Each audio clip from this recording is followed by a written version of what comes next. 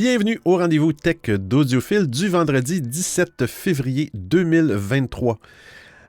Comme à toutes les semaines, je profite de ce moment pour vous partager les actualités technologiques et parfois scientifiques que j'ai vues passer depuis notre dernier rendez-vous. Cette semaine, beaucoup de choses, hein? Et les petits ballons espions qui se promènent dans le ciel à haute altitude aux États-Unis et aussi au Canada. Beaucoup d'émotions.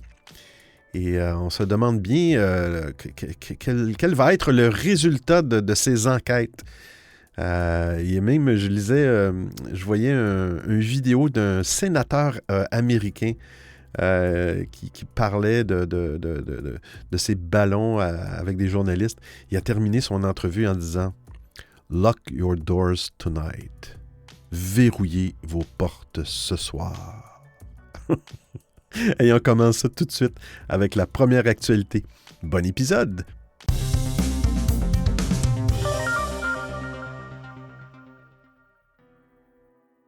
Windows 11 vous espionne. Windows 11 envoie une quantité conséquente de vos données via différents serveurs dès l'allumage de votre PC. Oh là là, selon un nouveau rapport de PC Security Channel, la chaîne a mis en ligne une vidéo YouTube où un tout nouvel ordinateur portable sous Windows 11 démarre pour la première fois. Il surveille les données qu'il envoyait en ligne à l'aide de l'outil d'analyse de réseau Wireshark. À titre de comparaison, un système Windows XP a été surveillé de la même manière. La chaîne YouTube note ce qui a changé au fil des ans en termes de télémétrie de surveillance par Microsoft du PC de l'utilisateur et les résultats ne sont clairement pas optimistes. Il s'avère que les choses sont très différentes de nos jours. Une analyse rapide a montré que Windows 11 se connectait à de nombreux serveurs et services tiers, dont la plupart ne servent qu'à faire que du suivi publicitaire, du tracking. Et ce, même avant de vous connecter à l'Internet, d'ouvrir une application ou de faire quoi que ce soit. Pour Windows XP, les seules connexions que le système établit sont via les serveurs de téléchargement de Microsoft pour vérifier les mises à jour du système d'exploitation, et c'est tout. Quel type de serveur tiers? Eh bien, le PC Security Channel évoque un tas d'entreprises liées à de la publicité, du marketing et des logiciels. Bon, exemple, si vous avez un antivirus, une version d'essai qui est installée sur votre ordinateur.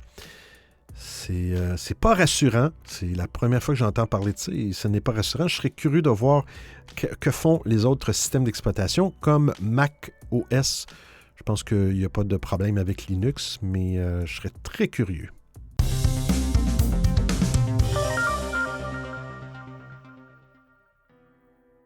Windows 11, le nouveau système de mise à jour, arrive. Eh bien, depuis presque 7 ans, Microsoft travaille sur un tout nouveau système d'installation de mise à jour appelé le Unified Update Platform, ou le UUP. Comme son nom l'indique, il s'agit d'une plateforme de mise à jour unifiée visant à proposer un modèle de mise à jour bien plus prometteur et efficace que celui que nous connaissons. Et comme vous pouvez vous en douter, la plateforme a beaucoup évolué depuis ses premiers balbutiements en 2016. À compter du 28 mars prochain, alors les clients de Windows 10 version 2.0 H1 ou ultérieure, ou de Windows 11 version 2 H2 uniquement, pourront, selon les déclarations du géant américain, jouir d'un temps d'installation 30% plus rapide lors des mises à jour. La firme de Redmond a en effet pris note des retours utilisateurs au cours de ces dernières années, faisant mention d'updates pouvant parfois mettre du temps à s'installer. L'un des autres avantages proposés par la nouvelle plateforme est qu'elle permet l'installation simultanée des mises à jour cumulatives et des fonctionnalités. En d'autres termes, comprenez par là qu'il suffira d'un seul redémarrage pour installer les différents types de mises à jour. Cela vous évitera donc d'avoir à procéder à plusieurs démarrages avant d'installer chacune des updates disponibles. Dans son article de blog relayé par le média NeoWin, Microsoft promet également une réparation automatique du système d'exploitation pendant le processus de mise à jour.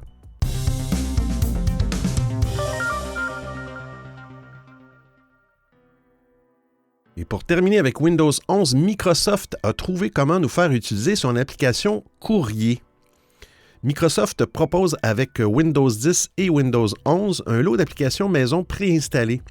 On pense évidemment au Microsoft Store ou à Microsoft Edge, mais il y a aussi les contacts, courriers, photos, etc. Les utilisateurs ancrés dans leurs bonnes habitudes, notamment quand il s'agit de consulter leur courriel en ligne, n'ont peut-être jamais pris le pas d'adopter ces applications. Sa nouvelle version Dev, Microsoft a peut-être trouvé comment nous faire utiliser son application Courrier pour lire nos courriels, nos mails. La build 25295 disponible dans le canal de développement propose un changement pour les notifications. Il s'agit de notifications qui apparaissent à l'écran en l'espace de quelques secondes avant d'attendre dans le centre de notification. Avec cette version, les notifications ont désormais droit à un bouton « Copier dans le presse-papier » quand il s'agit de courriels de vérification, d'authentification ou de votre banque. Une fonction très pratique que l'on connaît déjà bien sur les téléphones intelligents.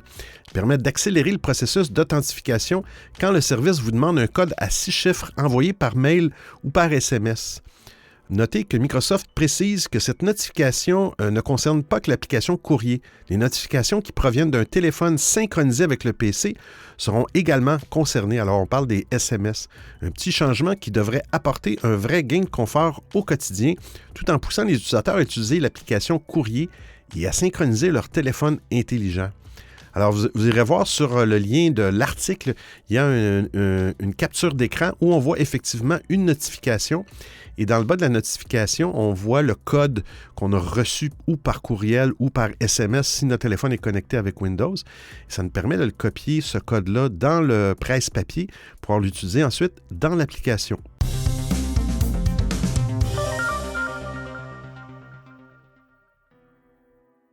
Elon Musk, frustré par son impopularité, ou sur Twitter. Oh là là, M. Musk! Ça fait longtemps qu'on n'a pas parlé de vous. Non, c'est pas vrai, on parle de vous à toutes les semaines. En décembre dernier, Twitter déployait une énième nouvelle fonctionnalité avec View Count. Je ne sais pas si les gens qui utilisent Twitter, qui permet à chacun de visualiser le nombre de vues d'une publication directement sous cette dernière. À noter qu'il faut utiliser évidemment l'application officielle de Twitter. Pour certains, cela permet de démontrer publiquement leur popularité, tandis que pour d'autres, cela peut générer une certaine frustration, notamment lorsque la portée des tweets est inférieure au nombre de followers. De quoi faire rager plus d'un utilisateur de Twitter, à commencer par Elon Musk. Avec View Count, eh bien, chaque utilisateur peut ainsi observer le nombre d'impressions d'un tweet. Selon Elon Musk, cette fonctionnalité vise à démontrer à quel point Twitter est plus vivant qu'il n'y paraît. Car plus de 90% des utilisateurs de Twitter lisent, mais ne tweetent pas, ne répondent pas ou ne likent pas. Selon le magazine américain Platformers, mardi 7 février, s'est tenue chez Twitter une réunion durant laquelle M. Musk a demandé des explications quant à la faible portée de ses publications. Avec plus de 128 millions d'abonnés, eh bien, le géant américain se serait dit étonné de voir certains de ses tweets afficher quelques dizaines de milliers de vues seulement. En réponse, l'un des ingénieurs présents a tenté de démontrer à l'aide de différentes données Google Trends, notamment, que les gens semblaient tout simplement fatigués d'entendre parler d'Elon Musk. Eh bien, le patron de Twitter aurait alors licencié son ingénieur sur le champ. Bravo, quelle bonne gestion de personnel, M. Musk. Bravo à vous. Le milliardaire américain aurait également demandé à ses employés de consacrer un peu de temps à analyser de quelle manière ces différents tweets sont recommandés aux utilisateurs de Twitter. L'un des derniers tweets signé Musk, ayant accumulé le plus d'impressions, plus de 64 millions, est un message qui contient un seul et unique caractère. De là à penser qu'Elon Musk est censuré sur son propre réseau. Parallèlement, la journaliste du Washington Post, Taylor Lawrence, a de son côté tenu à démontrer l'inefficacité du système View Count. Via un compte privé, donc totalement inaccessible au public et ne comptant pas le moindre abonné, Taylor Lawrence a tout de même réussi à enregistrer des dizaines de vues sur ses tweets en quelques minutes. De quoi soulever quelques interrogations quant à la pertinence du système View Count d'une part, mais aussi de l'efficacité des comptes privés.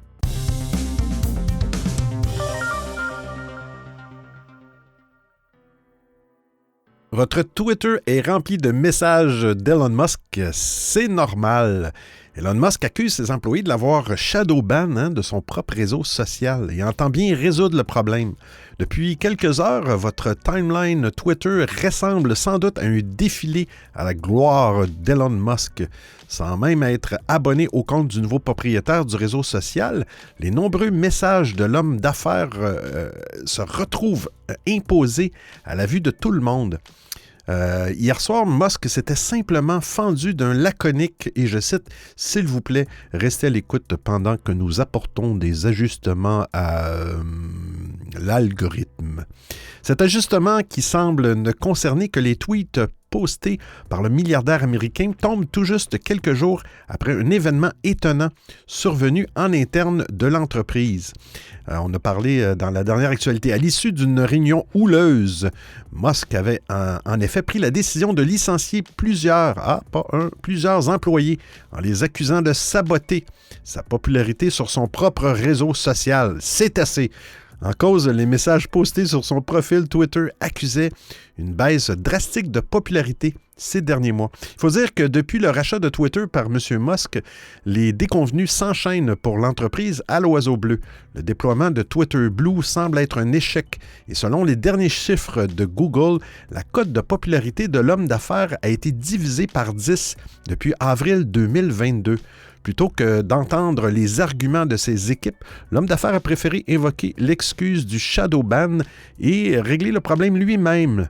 Après cet incident, Elon Musk aurait ainsi demandé à ses employés de comptabiliser le nombre de fois où ses tweets étaient désormais recommandés par l'algorithme. Résultat, nombreux ont les utilisateurs et utilisatrices à avoir vu déferler en masse les messages du milliardaire. Le principal intéressé s'est d'ailleurs amusé lui-même de la situation en postant des mèmes ironiques sur le sujet. Dans un nouveau message posté il y a quelques jours, Elon Musk a confirmé avoir réglé le problème. Il a aussi justifié sa décision par le fait que 95% de ses tweets n'étaient pas distribués à ses followers jusqu'à présent. Il a aussi indiqué que plusieurs autres correctifs seraient déployés dans la semaine. Et tout ça part du fait que pendant le Super Bowl, aux États-Unis, les tweets, les publications de Joe Biden étaient plus populaires que celles de M. Musk. Il n'a pas aimé ça. Et là, vous allez voir souvent ces publications-là dans le fil, dans l'application Twitter, il y a un onglet pour vous qui est dans le fond le fil qui est algorithmique.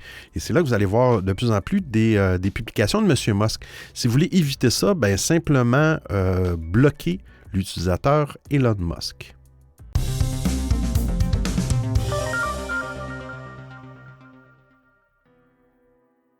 TikTok va devenir payant pour mieux rémunérer ses influenceurs. TikTok s'apprête à devenir payant en proposant aux créateurs d'apposer un paywall pour certaines vidéos. Le réseau social souhaite mieux rémunérer ses utilisateurs populaires face à une popularité qui stagne en 2022 aux États-Unis. Après des années à se reposer énormément sur la publicité, les réseaux sociaux gratuits vont-ils prendre fin? Quelle question. Twitter déploie Twitter Blue, un abonnement qui a du mal à prendre, et TikTok semble prendre le même chemin de plateforme au contenu payant. Selon The Information, le service chinois va devenir payant en permettant aux créateurs d'appliquer un paywall, un mur de paiement en français, sur certaines vidéos. Les réseaux sociaux fonctionnent grâce aux publicités. TikTok veut donc aller plus loin en permettant aux créateurs de mettre en place un mur payant de 1$ ou plus pour certaines vidéos, ce que je trouve quand même raisonnable. Les influenceurs, dont certains sont dans le viseur de la justice française, pourraient gagner davantage d'argent grâce au contenu populaire. Ce mur payant serait également plus rémunérateur pour le contenu de 10 minutes, la limite de temps sur TikTok. Comme nous l'indique The Information, le réseau social repense son système de paiement suite à diverses plaintes de la part des créateurs. Ces influenceurs estiment que les paiements sont trop faibles, avec une exigence trop élevée du nombre d'abonnés pour profiter du programme de rémunération. Cette nouveauté permettrait à TikTok de retenir ses utilisateurs. Aux États-Unis, l'audience s'est stabilisée en 2022. Ce n'est pas une bonne nouvelle pour cette société en quête de croissance.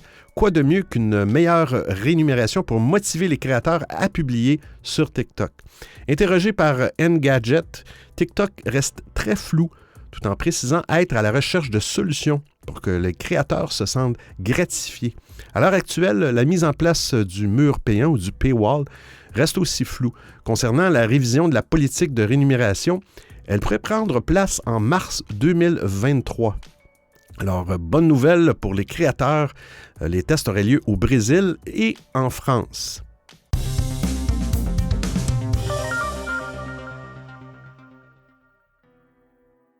Discord qui ajoute des fonctionnalités au salon d'événements. Eux appellent ça les Stage Channels en anglais. Bon, c'est un article en anglais, j'ai de la difficulté à le traduire, mais ils vont élargir Stage Channel, sa fonctionnalité de style Clubhouse et Twitter Space, qui met en lumière un petit groupe de conférenciers diffusant une conversation à un public plus large. Je dirais que ça ressemble beaucoup plus à Clubhouse, parce qu'il y a vraiment des animateurs en haut puis un public en bas. Stage Channels a fait ses débuts il y a près de 2 ans en tant que fonctionnalité audio uniquement. Mais tout est sur le point de changer car Discord ajoute des flux vidéo, le partage d'écran et un chat texte dans les salons d'événements. C'était des choses, toutes ces fonctionnalités-là, le vidéo, le partage d'écran, le chat texte, étaient seulement pour les salons de type, justement, de type audio, audio, vidéo, partage. Et dans les salons d'événements, il n'y avait pas ces fonctionnalités-là, c'était seulement audio. Et donc, ils viennent de rajouter ça, c'était très demandé et je trouve ça génial. Jusqu'à 5 participants peuvent partager leur flux vidéo. Quelqu'un d'autre peut partager son écran en même temps. Comme toujours, aucun audio ou vidéo des membres du public ne sera diffusé à moins qu'ils ne soient invités à rejoindre les conférenciers sur la scène. Et parce que la vidéo utilise beaucoup plus de bandes passantes que l'audio, Discord a imposé certaines limites. Alors, si vous avez un serveur Discord gratuit, il peut permettre un partage vidéo et d'écran pouvant accueillir jusqu'à 50 personnes, bon, y compris les animateurs, les autres. Discord souligne néanmoins que c'est le double de la limite maximale de visionneuses pour le chat vidéo dans les canaux réguliers. Les serveurs qui sont boostés, Nitro, ceux qui connaissent ça, peuvent avoir jusqu'à 150 personnes dans une scène vidéo au niveau 2 et 300 personnes au niveau 3. Le chat texte, quant à lui, est le même que dans les canaux vocaux. Vous pouvez sélectionner Show Chat en haut à droite du panneau et poser des questions ou commenter les orateurs qui discutent. De plus, les modérateurs ont la possibilité de n'autoriser que les utilisateurs avec certains rôles attribués à partager les vidéos à leur écran sur un serveur. Effectivement, Discord est une des applications les plus complètes, un peu complexes, mais qui a le plus de contrôle au niveau des permissions. Qu'est-ce que vous voulez donner? Vous pouvez créer un salon et dire personne ne peut envoyer de texte, personne ne peut envoyer de vidéo. Bref, c'est vraiment puissant. Pendant ce temps, alors que vous attendez le début d'une scène, oui, Discord joue maintenant une musique en salle d'attente. Et si vous préférez ne pas l'entendre, vous pouvez désactiver la musique en appuyant sur le bouton comme une note de musique. Effectivement, je l'ai essayé sur ordinateur et sur téléphone.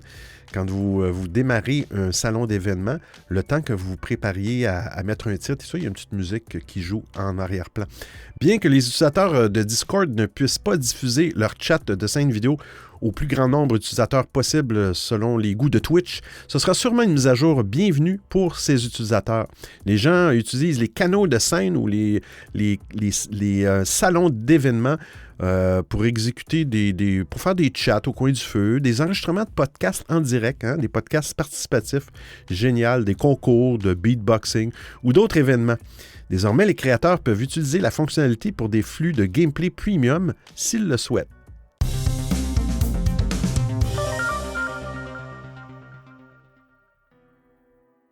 OnePassword se prépare à l'abandon du mot de passe.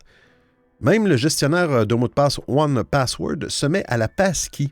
L'entreprise vient en effet de confirmer qu'elle allait permettre aux utilisateurs de son service d'abandonner l'authentification par mot de passe au profit de la clé de passe numérique.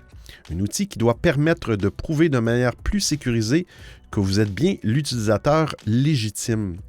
Pour s'identifier avec ce type de clé stockée sur votre appareil, que ce soit votre téléphone intelligent ou votre ordinateur portable, l'utilisateur doit être en possession de son terminal.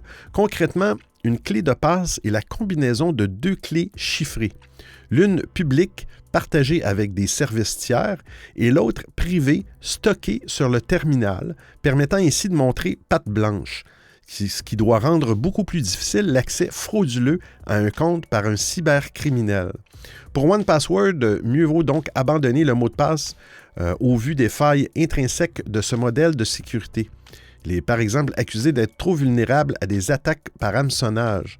Le vol des mots de passe constitue souvent le point de départ d'incidents majeurs de cybersécurité.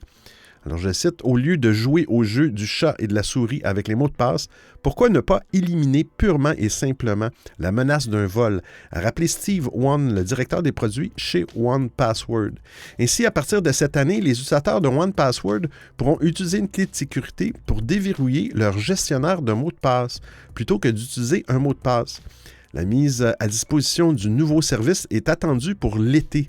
La fonctionnalité devrait d'abord être introduite au début de l'année en commençant par le service proposé sous forme d'extension de navigateur. Et je cite, « Contrairement aux mots de passe créés par l'utilisateur, les clés de passe sont uniques. Elles sont générées et stockées sur vos appareils et ne sont jamais partagées avec notre service d'info-nuage », explique Steve Won. Les clés de passe sont généralement liées à de la biométrie, comme la reconnaissance faciale, Face ID, ou l'empreinte d'un doigt, Touch ID, à un code PIN ou à un schéma tracé sur un écran. On voit ça souvent sur les téléphones Android. Les clés de passe doivent donc permettre d'ajouter une couche supplémentaire de sécurité aux services fournis par l'entreprise. Car si l'utilisation d'un gestionnaire de mots de passe est fortement recommandée pour améliorer sa sécurité en ligne, ces derniers sont aussi protégés par un mot de passe qu'il est possible de compromettre. La société emboîte ainsi le pas aux géants de la tech. Apple avait annoncé l'été dernier la mise en place de passkeys pour faciliter l'identification à leur compte de ses utilisateurs d'iPhone ou d'iPad, tout comme Microsoft et Google qui ont leur propre projet dans leur carton. Un mouvement qui pourrait d'ailleurs réduire à terme l'intérêt de l'utilisation d'un gestionnaire de mots de passe. Vous écoutez le Rendez-vous Tech d'Audiophile. Le service de partage de fichiers de Free est désormais ouvert à tous. Service que je ne connaissais pas. Free fait de nouveau évoluer son service de transfert de fichiers en l'ouvrant à tous les utilisateurs. Free Transfer, qui a été relancé en juillet 2021, permet désormais à tous les internautes d'héberger temporairement un document ou un fichier en ligne pour pouvoir le partager avec un correspondant sous la forme d'un lien de téléchargement. Avant, c'était réservé aux clients de Free. La taille maximale du fichier ne devra pas dépasser les 10 gigaoctets par transfert. La date de validité pour le téléchargement est limitée à 7 jours et le nombre de destinataires à 10 personnes. Les abonnés Free connectés depuis leur Free Box et les abonnés Mobile Free bénéficient d'un service premium, pas de limite de taille, 30 jours de validité du fichier et jusqu'à 50 destinataires. Le service est gratuit dans les deux cas. Le niveau de sécurité est similaire pour tous les utilisateurs abonnés ou pas. Le téléchargement peut être protégé par un mot de passe. Le transfert est sécurisé, HTTPS, et les données sont stockées dans des centres de données parisiens.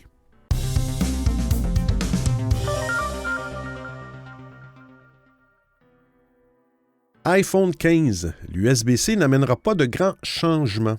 Apple est contraint par l'Union européenne d'installer l'USB-C sur son iPhone. L'iPhone 15, attendu pour septembre, devrait bénéficier d'un port de charge inédit suivant la norme USB-C. Mais selon une récente rumeur partagée sur le réseau social chinois Weibo, ce nouveau câble de charge sera doté de la même puce d'authentification que les fils Lightning utilisés aujourd'hui. L'USB-C ne devrait donc apporter aucune nouveauté ou amélioration au niveau du port de charge de l'appareil. Selon les utilisateurs de Weibo, qui semblent très bien renseignés sur le sujet, Apple aurait développé en interne sa propre version de l'USB-C pour les iPhone 15 de cette année.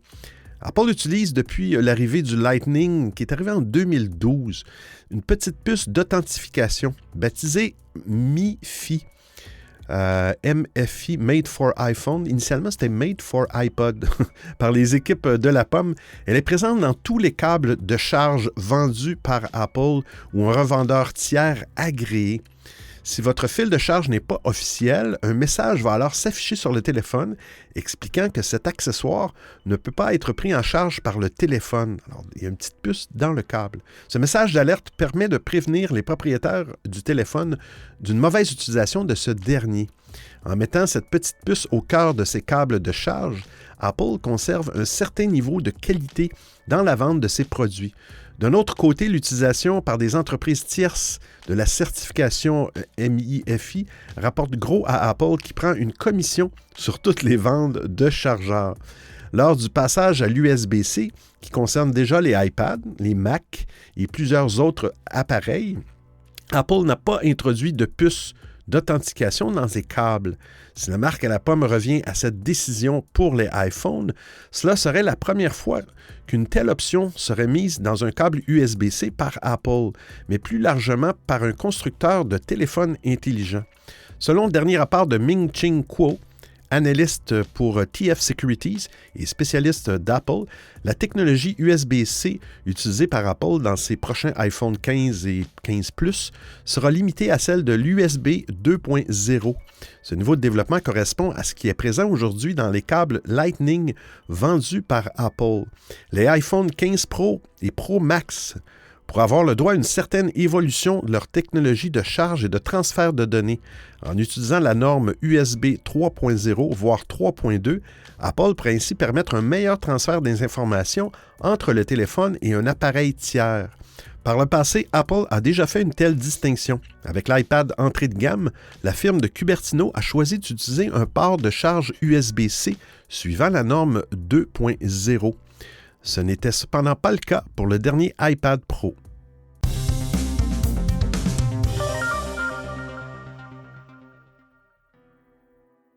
Le cofondateur d'Apple n'a pas peur de l'intelligence artificielle. Bien qu'il ne soit plus un membre de l'organigramme de la pomme depuis plusieurs décennies, Woz est toujours une voix très écoutée au fait des dernières actualités en ce qui concerne les nouvelles technologies. Récemment, il était sur le plateau de CNBC pour parler des récents exploits d'OpenAI avec son outil ChatGPT. On parle bien Woz ici de Steve Wozniak. C'était un petit peu aussi le génie derrière le matériel d'Apple. Alors que le développement des intelligences artificielles inquiète de nombreux professionnels, Wozniak est très confiant. Selon lui, les ordinateurs ne pourront jamais être doués de conscience. Ils sont programmés par des humains pour résoudre des problèmes, c'est tout, explique l'homme qui a construit l'Apple II. Il assure avoir longtemps adhéré à cette thèse de science-fiction selon laquelle les ordinateurs et les machines en général allaient se réveiller. Un moment baptisé par ses défenseurs de la singularité. Selon le mathématicien Venor Ving, auteur de La singularité technologique, un jour viendra où l'espèce humaine créera une intelligence surhumaine capable de dépasser les raisonnements classiques humains. Pour Wozniak, cette théorie très en vogue doit être remise dans son contexte. Lors de la rédaction de son texte en 1983, Ving annonce que cette bascule entre l'intelligence humaine et artificielle devrait se faire d'ici 30 ans. En 2023, 5 décennies après la publication de son essai, les intelligences artificielles sont encore très limitées. Et bien que les résultats de ChatGPT ou Bard pour Google soient très impressionnants, ils sont encore assez loin de raisonnement humain. Selon Wozniak, l'intelligence artificielle ne pourra jamais représenter une menace tant que cette dernière sera créée et programmée par l'homme. Le vrai moment de bascule arriverait donc lors de la création d'une intelligence artificielle par elle-même. Une idée qui aurait aujourd'hui sa place dans un film de science-fiction, mais qui pourrait devenir réalité d'ici quelques décennies. Pour l'heure, les jours de l'humanité ne semblent pas menacés par une intelligence artificielle surpuissante, capable de surpasser la puissance cognitive humaine. Wozniak explique que les théories très futuristes comme celle sur la singularité sont souvent vues par les générations futures comme un sujet de moquerie. Alors, je cite « Certaines choses qui semblent inévitables ne se réalisent jamais », résume-t-il.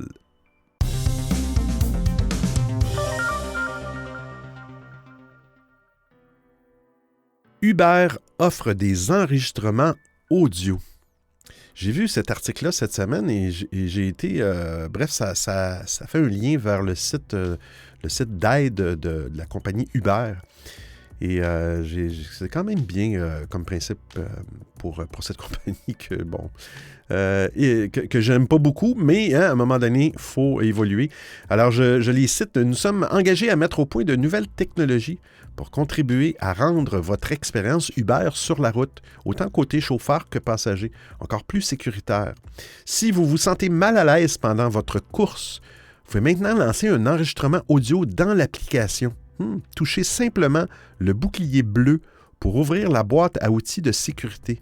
Puis sélectionnez « Enregistrer le son ». Alors, la course sera enregistrée dans l'application et une fois qu'elle est terminée, vous pourrez la partager l'audio avec Uber. Alors, les passagers et les chauffeurs peuvent utiliser l'application pour enregistrer l'audio d'une course. Ça favorise les interactions sécuritaires et agréables pendant les courses. Alors, donnant cette possibilité, Uber permet aux utilisateurs de surveiller et de signaler les situations désagréables. Quand un passager ou un chauffeur utilise cette fonction pendant une course, l'enregistrement audio est stocké et chiffré sur le téléphone. Personne ne peut donc y accéder, pas même la personne qui a lancé l'enregistrement. Uber ne peut accéder à l'enregistrement que si l'utilisateur choisit de le partager lorsqu'il ouvre un rapport d'incident, à moins que cela ne se produise. Uber ne peut pas accéder à un enregistrement audio. Et c'est là que je suis un peu perplexe. Et comment on fait pour faire le ménage de ces enregistrements-là? Est-ce qu'il y a une période de rétention? Uber prend les rapports de sécurité au sérieux. Quand un utilisateur joint un fichier audio à un signalement, l'équipe de sécurité l'écoute. Uber prend les mesures appropriées conformément à ses politiques.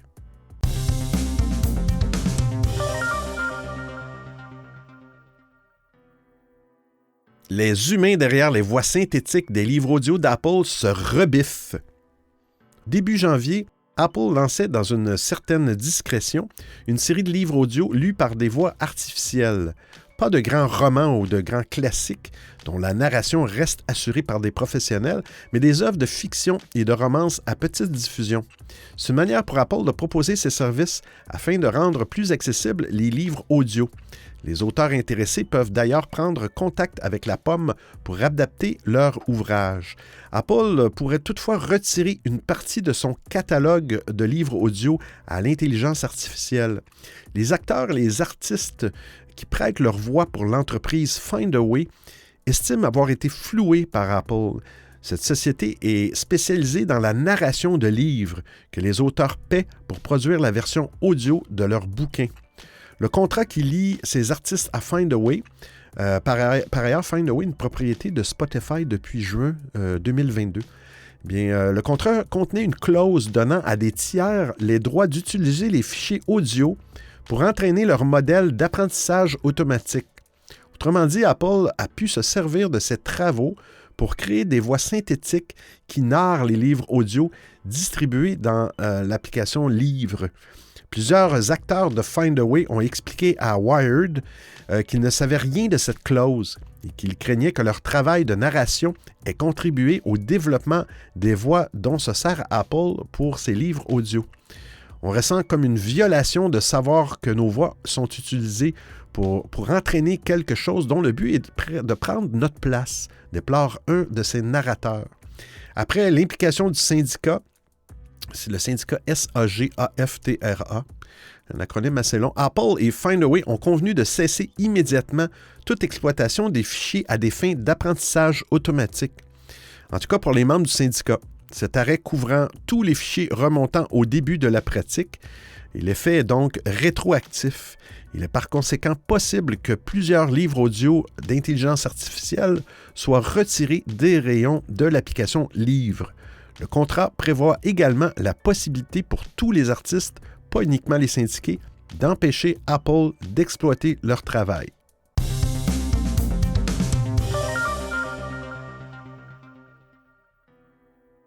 Les panneaux solaires du futur n'auront plus besoin de nettoyage. Le nettoyage régulier fait partie de l'entretien des panneaux solaires. En effet, une surface propre, sans dépôt, permet d'avoir une production optimale. Mais alors que cette source d'énergie verte est de plus en plus utilisée, des chercheurs planche sur un moyen d'éliminer la corvée de nettoyage. À l'Institut Fraunhofer, FEP, en Allemagne, ils ont créé un nouveau type de revêtement qui permettrait aux futurs panneaux solaires de se nettoyer tout seuls. Et je cite, « Le nettoyage des façades vitrées et des installations solaires est coûteux et prend du temps. La saleté réduit le rendement des modules solaires.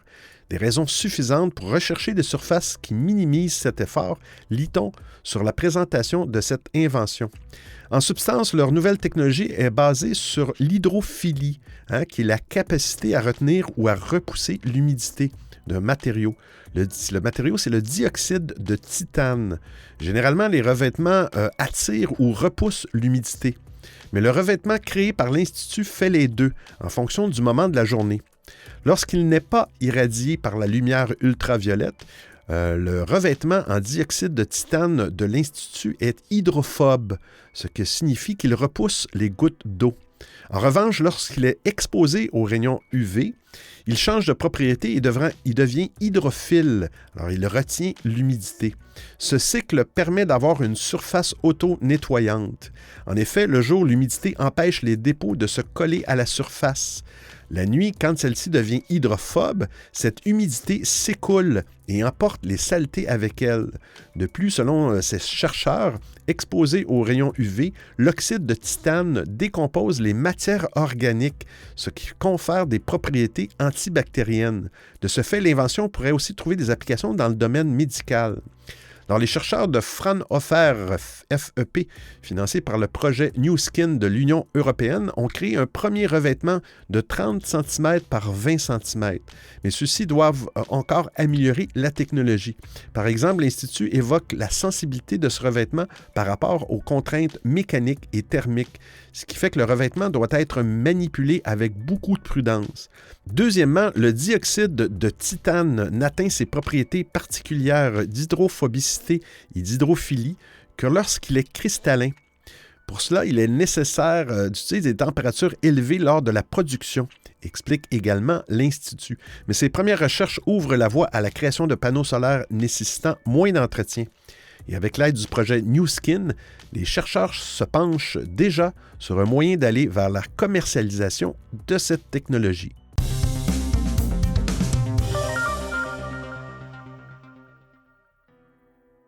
Pourquoi faut-il garder les sachets de silica gel présents dans vos chaussures neuves?